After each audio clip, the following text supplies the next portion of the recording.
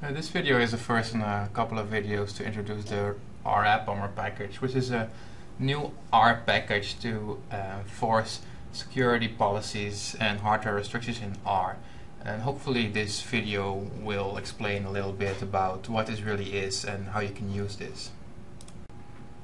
A copy of the package is available on CRAN, but most information you can actually find on the GitHub page. So if you go to the GitHub repository, you can access the source code of the package. And if you scroll down a little bit, there's a README with some details about the package's installation instructions for different Linux distributions. And there's also a link to a draft of a paper about the package.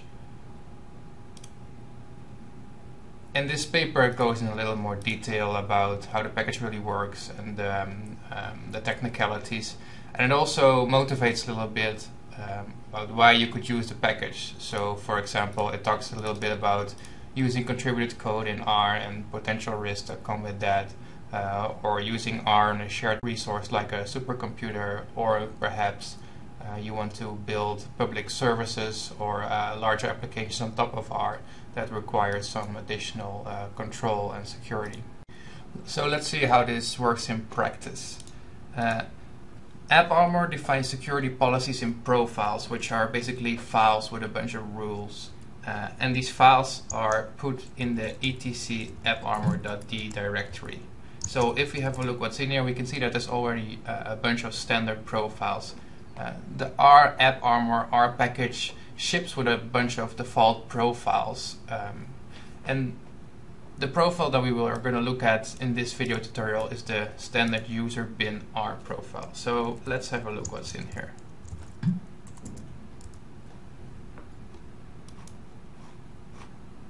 So every AppArmor profile consists of a name, which is this part, and then there's a set of rules. In this case, the name is a file path, so that means that this profile is a profile that's specifically tied to a certain executable, in this case the /user bin R script. And of course we know that this is actually the R script that's being executed when we type R in the terminal.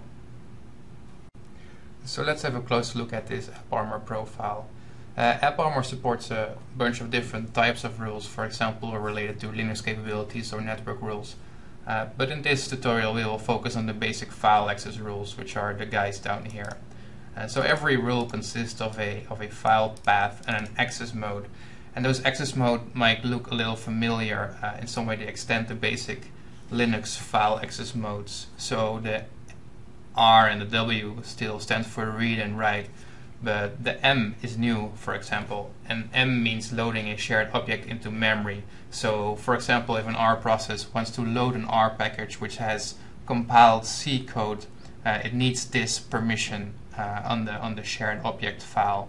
Another one that's new is IX, which means inherited execution, which basically means that files and scripts in this directory can be executed by the process, but the new process will inherit all of the security restrictions from the current process.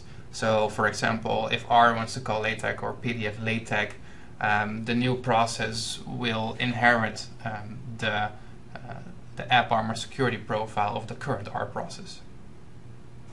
So let's see if this works. Currently the profile is not being enforced.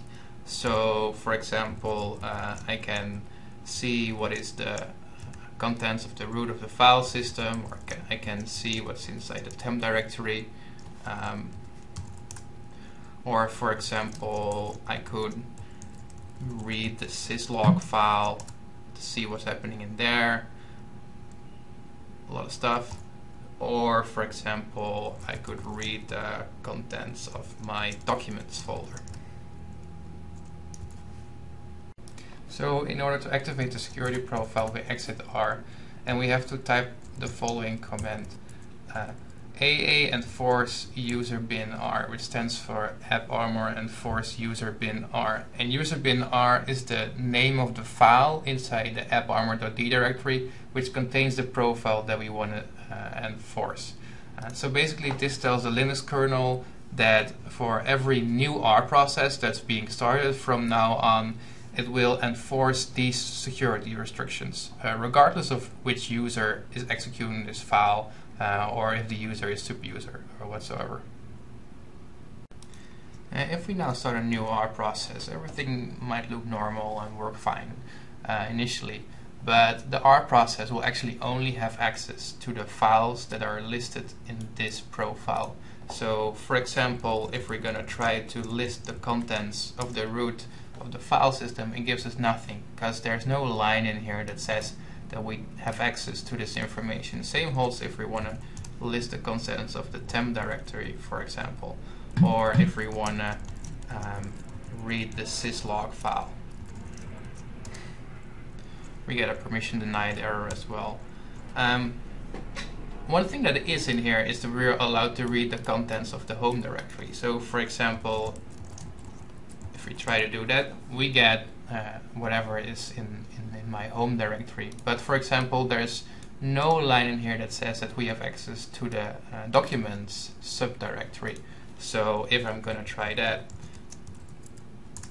again, I'm going to get nothing. And I'm doing this on purpose because I specifically do not want any potentially malicious R code to be able to dig through my documents. Actually, R has no business in my documents folder at all. So this is the reason that I'm not granting this permission to the process. Let me finish this tutorial by showing you how to stop enforcing the profile. So if we exit R and then type the command AA disable user bin R, we're instructing the kernel to stop enforcing this specific profile in every R process. So now if you start a new R process, everything's back to normal and we will have full permission to the file system again. So just to wrap up, we can use AppArmor and these security profiles to enforce mandatory access control security restrictions on an R process or any other process for that matter. So note that this is not just something that's been coded inside R and that we might be able to break out of or bypass.